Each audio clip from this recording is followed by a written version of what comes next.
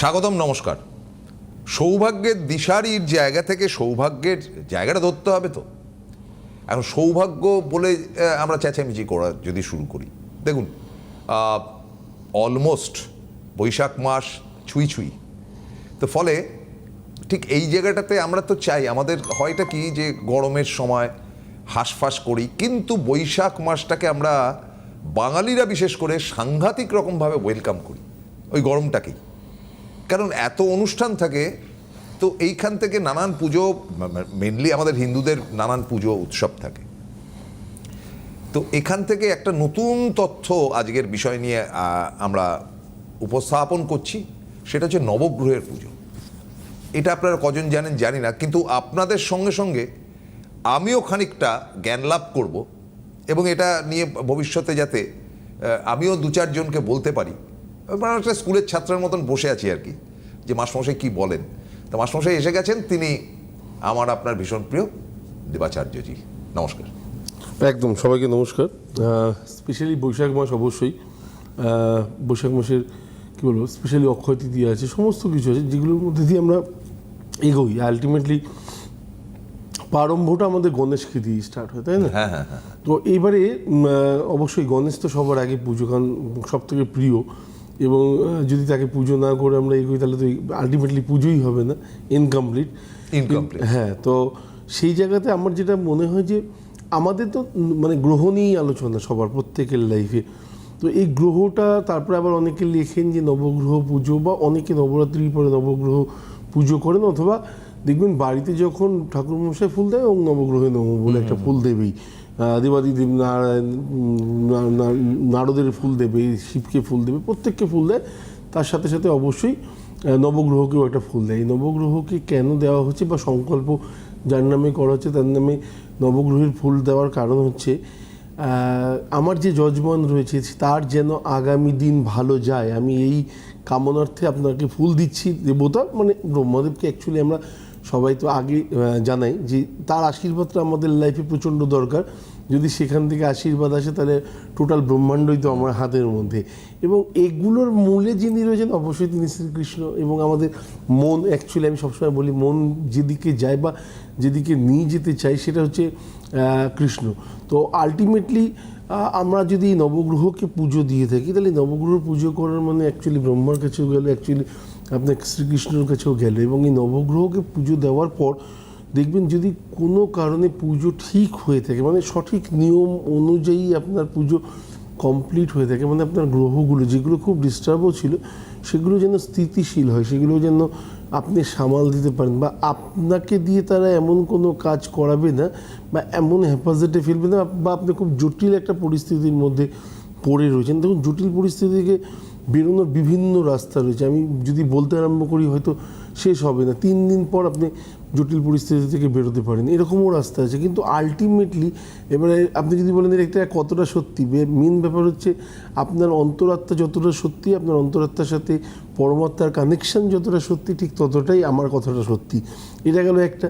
দ্বিতীয় কথা হচ্ছে নবগ্রহের পুজো করলে যে গ্রহগুলো শান্তি লাভ করে না, মানে যে গ্রহগুলো শান্ত হতে পারে, তারা অবভিয়াসলি আপনাকে ভালো রিটার্ন দেবে, ভালো ফল দেবে। তারা আপনি যে জিনিসগুলো চাইছেন তার সাথে সাথেই হয়তো যেতে আরম্ভ করছে। এবারে আপনি খুব খারাপ পরিস্থিতিতে পড়ে রয়েছেন, আমার মনে হয় অনেকে অনেক কিছু বলতে পারেন, অনেক রকম রেমেডি হতে পারে, কিন্তু বছরের একটা বার আপনি মনে করে যদি একটা ডেট ফিক্সড করে নিলেন যে আমি এই সময় করবো, আমার হাতে, হ্যাঁ প্রতিটা জিনিসই তো খরচা সাপেক্ষ আজকের ডেটে, তো এখানে তো কোনো ভুল নেই। একটা পুজো করতে গেলেও কম টাকা খরচা হয় না।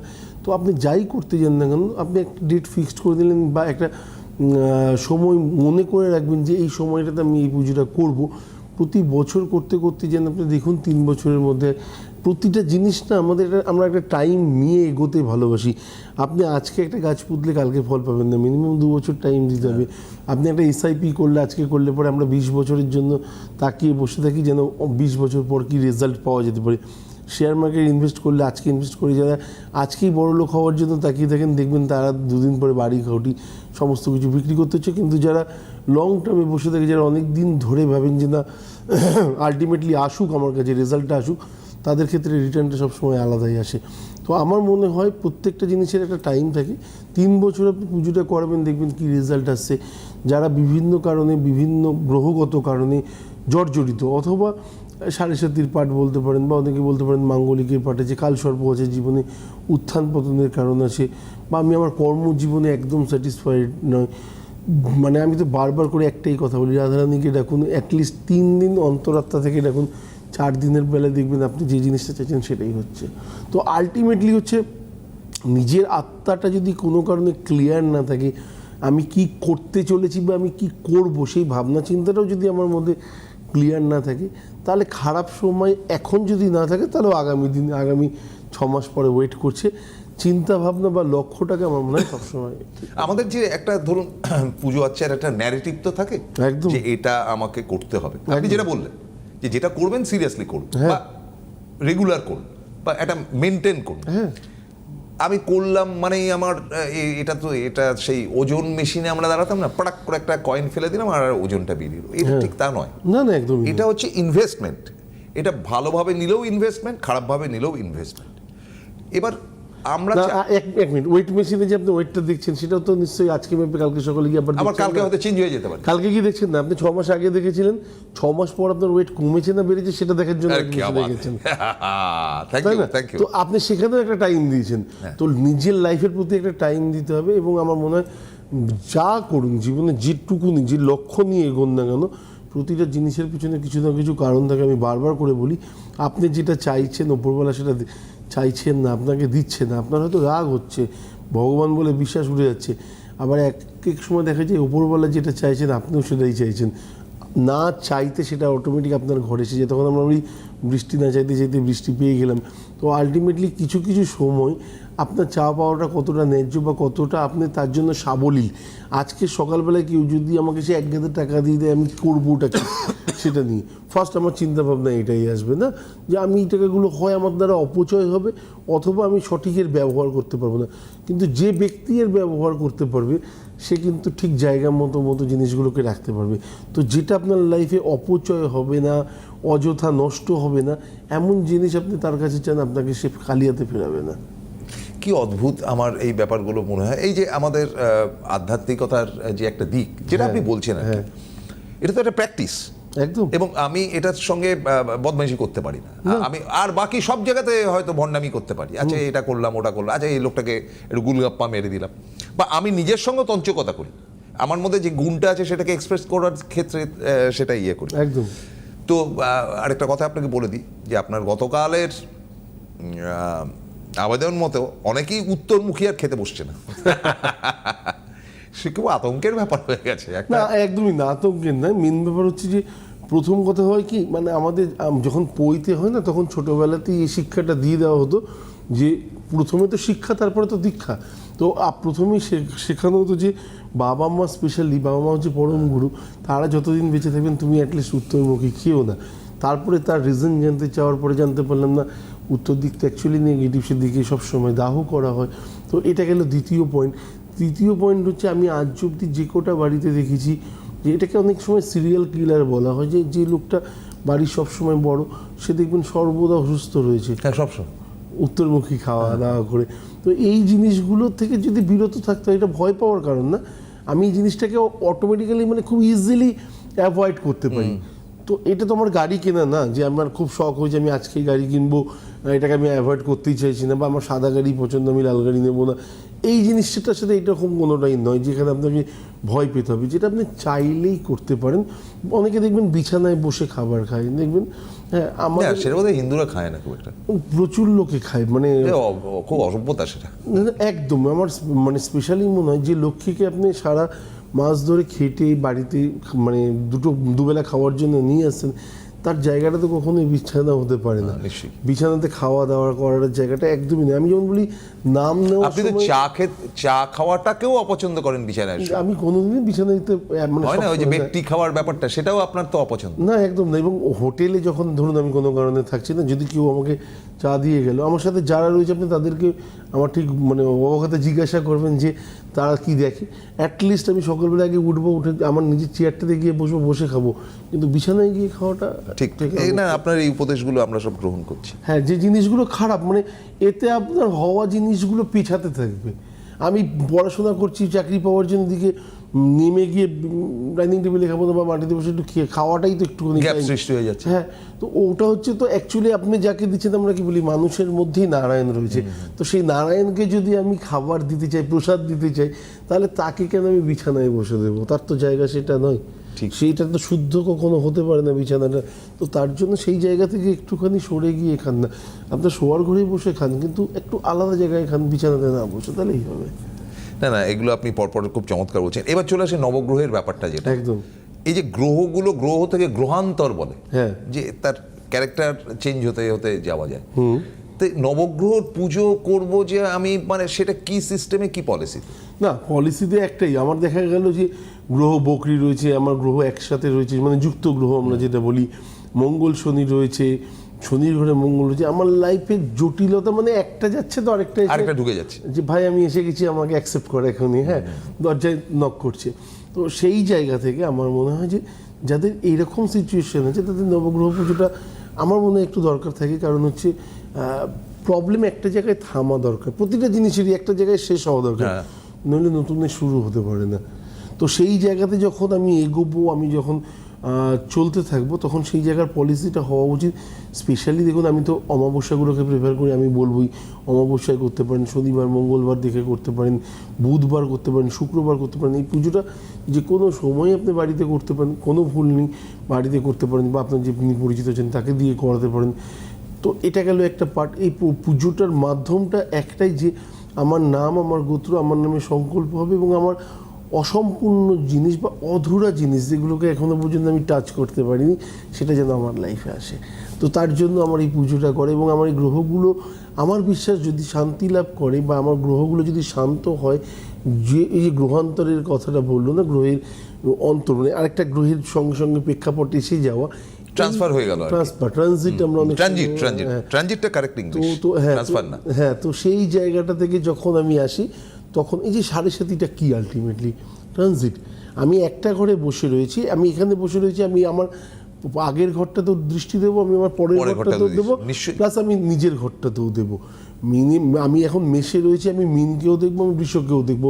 আসছে টাইম সামনে, তখনই শুরু হয়ে যাবে বৃষের একটা জায়গা, যে না এই টাইমটা কিন্তু বৃষ রাশির ক্ষেত্রে একটু হলেও সমস্যাপূর্ণ, বা আমরা ভাবি যে একটু যন্ত্রণাদায়ক। তো সেটা একদমই নয়, কিন্তু এটা হচ্ছে ট্রানজিটের একটা পার্ট। ঠিক তেমনি এই গ্রহগুলো যদি দেখা গেল, মঙ্গল কোনো কারণে আমি এখন শুক্রের জায়গায় গিয়ে বসে গেল, এবং সে দুদিক থেকেই নজর দেওয়ার চেষ্টা করছে। অন্যদিকের ঘরটাতে শনি বসে রয়েছে, এবং আরেক দিকের ঘরে রবি বসে রয়েছে। আপনি দেখবেন সেই টাইমটাতে আপনার কোথাও না কোথাও যন্ত্রণা, মানে বড় টাইপের একটা হোঁচট, মানে আমি যেটাকে বলি হয়তো হোঁচট খাওয়ার ব্যাপার, হয়তো আপনার একটা বাইক নিয়ে যাচ্ছেন, পড়ে গেলেন, পড়ে গিয়ে একটা চোট পাওয়ার জায়গা। এবার চোটটা সবসময় যে সীমিত থাকবে তা নয়, হয়তো বড় হতে পারে, সেটা হয়তো কোনো কারণে অপারেশন অবধিও যেতে পারে। তো এই যে পার্টগুলো তৈরি হয় না, আমরা এই যে রবি আর মঙ্গলের যে মানে কানেকশানটা নিয়ে কথা বলছিলাম, এটার ফল হয়তো আগের বছরই আপনারা দেখতে পেয়েছেন 2025-এ অগ্নিগর্ভ অবস্থা দেখতে পেয়েছেন। এই বছরও তার রেসটা থাকবে। ওই যে আপনি বললেন না, যে আমি যেখানে অবস্থান করছি তার ডান দিকেও রেস থাকবে, বাদিকে তার রেসটা ভবিষ্যতে যাবে একদম। এবারে রেসটার জায়গাতে আপনার একটা জায়গায় ইনকাম হচ্ছিল না, কিন্তু অশান্তি প্রচুর ছিল। এখন হয়তো আপনার ইনকামও হচ্ছে, কিন্তু অশান্তির লেভেলটা বাড়ির থেকে চলে গেছে থানা পুলিশ কোর্টে, তার মানে সেটাও আরো বৃদ্ধি পেয়েছে। তো সেই জায়গাগুলো থেকে আমার মনে হয় বেরোনোর জন্য এটা দরকার আছে। হ্যাঁ, খুব স্বাভাবিক। এবং আমরা যেটা যেটা দেবাচার্যজি বলছেন, সেটা খুব জরুরি একটা কথা। যাই করো না কেন, তুমি গতকাল কি করেছিল সেটা নিয়েও ভাবো, আর আগামীকাল তুমি কি করবে সেটা নিয়েও ভাবো। যে কোনো বুদ্ধিমান মানুষ, বিশেষ করে ব্যবসায়িক মানুষ বা এলিট ক্লাসের মানুষরা আগামীকালটা নিয়ে ভাবে। একদম, তারা আগের দিনেরটা স্মরণে রাখে, এবং তাদের ইন্টারভিউ নিলে তারা বলে যে আমি তো এই ছিলাম, আজকে এই হয়েছি। তাহলে আমরা সাধারণ মানুষ কেন ভাববো না যে ঠিক আছে ভাই, আমি খুব সাদামাটা একটা জায়গা, যে আমার এই এলএম ছিল একটা টাইমে, সেটা যেমন বাস্তব, ভবিষ্যতে আমার আর কিচ্ছু থাকবে না এটাও বাস্তব, কঠিন বাস্তব। তাহলে আমার কিচ্ছু থাকবে না, এটা মানে ওটা হচ্ছে কি আমার বয়স বাড়তে বাড়তে বাড়তে বাড়তে বাড়তে আমার মৃত্যুটা হবে।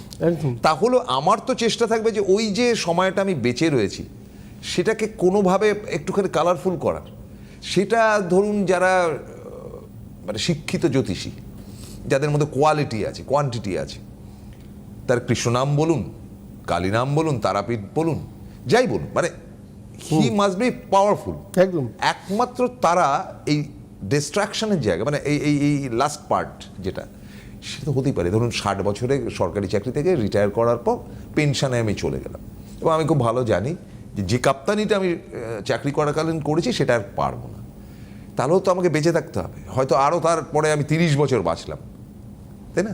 একদম তাহলে এই 30 বছরটাকে কালারফুল করার জায়গাটা বা তার দিকটা, সেটা আধ্যাত্মিকতাবাদ হোক বা যেটাই হোক, সেটা নিয়ে একটা উপদেশ দিই। না, প্রথম কথা হচ্ছে এই 30 বছরের মধ্যে না, মানে আমি 30 না, আমি ভাববো আপনি 100 বছর বাঁচেন রিটায়ারমেন্টের পরে, কিন্তু কোনো কারণে আপনি যদি ভাবেন যে এখানে আমরা কি আরও অর্থ ইনকাম করতে হবে, করলেন তো অনেক তো বললেন। হ্যাঁ, মানে মোটামুটি 25 থেকে 60 বছর বয়স অবধি শুধু ইনকামের পেছনেই তো গেছেন। এখন একটু ঘোরাফেরা বা তৃতীয় যে শক্তিটা, যেটা হয়তো আপনার লাইফে কোনোদিন সেরকমভাবে দরকার পড়েনি, তিনি আপনি এত ভালো কাজ করে এসেছেন, তিনি অটোমেটিক্যালি তাকে আশীর্বাদ করছেন, তাকে একটু খোঁজার চেষ্টা করুন। সে তো আপনার সাথেই আছে, আপনার পাশেই আছে, তাকে একটুখানি মানে কী বলবো, তার সংস্পর্শে যাওয়ার চেষ্টা করুন।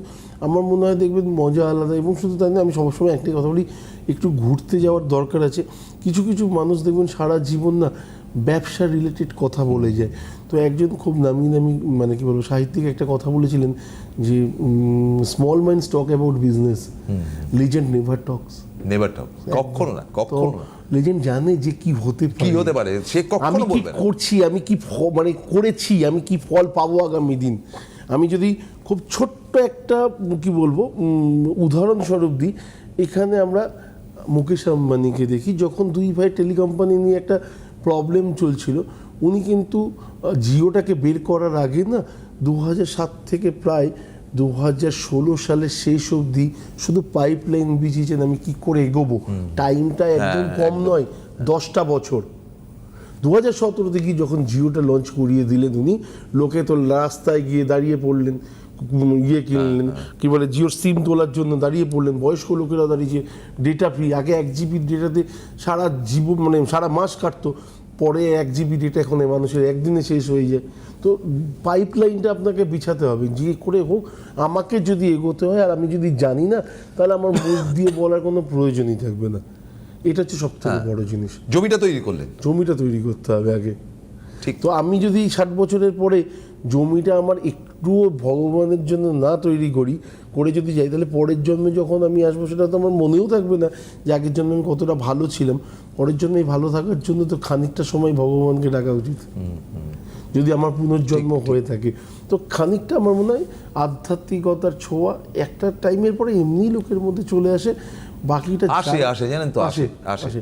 এবং আপনি দেখবেন একটা জিনিস, 37-এর আগে ছেলেরা কখনো সঞ্চয় করতে শেখে না। আফটার 37 ছেলেরা সঞ্চয় কি জিনিস বুঝে যায়। না না না, আলবাত। হ্যাঁ, আর 37 অবধি খুব মানে বেপরোয়া, সাংঘাতিকভাবে ওড়াতে ভালোবাসবে, খেতে ভালোবাসবে, বন্ধুদের নিয়ে ঘুরতে ভালোবাসবে, সব কিছু ঠিক আছে। যে ছেলেটা সাংঘাতিক হাত খরচা করে, সেই ছেলেটাও আফটার 37 37 বছর হয়ে গেল, দেখবেন ব্যাংকে কিছু করে রাখার চেষ্টা করে। তো কোথাও বয়সের ভার মানে ওপরওয়ালার আশীর্বাদ হয়তো এই বয়সটাকে বেছে দিয়েছে, নিয়ে তাকে সঠিক পথে চালনা করায়, যে এরপর যদি কোনো একটা মেজর সিচুয়েশন ক্রিয়েট হয়, তখন তো অর্থের দরকার হবে। তো তার জন্য তার মানসিকতাটাকে টার্ন করিয়ে দেয়, যে না, এই টাইম থেকে আমার মনে হয় তোর চেঞ্জ হওয়া দরকার আছে। যাই হোক, মানে একটা জিনিস তো বাস্তব, যে আমরা অনেক সময় আমরা ত্রুটি করে ফেলি। মানে আমরা একটা জায়গা থেকে, আপনি যেটা বললেন আর কি, যে আমরা ঈশ্বরের কাছে গিয়ে চাইলাম, হয়তো সেই সময়টা আমি আন্তরিক ছিলাম, কিন্তু আমাকে তো সেই জিনিসটা ধরে রাখতে হবে, কন্টিনিউয়াস প্রসেসের মধ্যে ধরে রাখতে হবে, যে দেখো ভাই, আমার 19 থেকে 20 হলে কিন্তু বিপদ আছে, আমি কার্নিস দিয়ে হাঁটতে পারি না কন্টিনিউয়াসলি। একটা পার্টিকুলার কায়দা করার জন্য হয়তো দাঁড়ালাম, তারপরেই তো আমার পতন অনিবার্য, সুতরাং আমাকে ঘরে ঢুকে যেতেই হবে। তো আমাকে তো সেই প্ল্যানিংটার জায়গাতে আপনি ভারী চমৎকারভাবে বললেন, যে যেটাকে যখন করবে তার আগে ভাই ঈশ্বরের একটা কামনা করে নাও। তিনি যদি খুশি থাকেন তাহলে তুমি সাকসেস হবে, তিনি যদি খুশি না থাকেন তুমি সাকসেস হবে না। আপনি চিন্তা করুন, আয়লাটা যে হয়েছিল, সুন্দরবনের নোনা জলে ভর্তি হয়ে গিয়েছিল, ড্রিঙ্কিং ওয়াটার ছিল না, শুধু জল করে যাচ্ছে, তাদের কিন্তু চাল ডাল সব ছিল। তখন এক সাধু বললো যে গর্ত কর।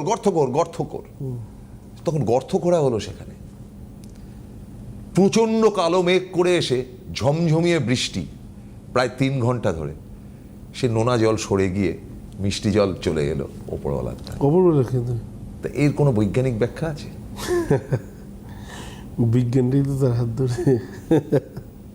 আমি যত এই প্রোগ্রাম শেষ হয়ে গেছে, এত ভালো প্রোগ্রাম শেষ হয়ে যায় কেন?